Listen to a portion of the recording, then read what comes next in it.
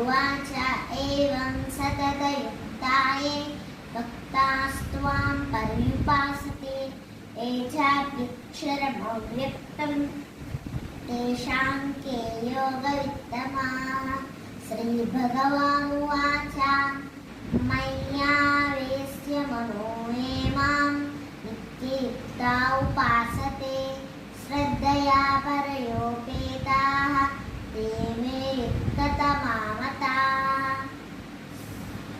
ये त्वक्षरमनिर्देश्यम् अव्यक्तं पर्युपासते सर्वत्र गमचिन्त्यं च कूटस्थमचलं ध्रुवं सन्नियम्येन्द्रियग्रामं सर्वत्र समबुद्धयः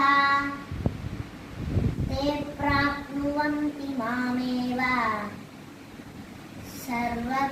सर्वभूतहिते रताः।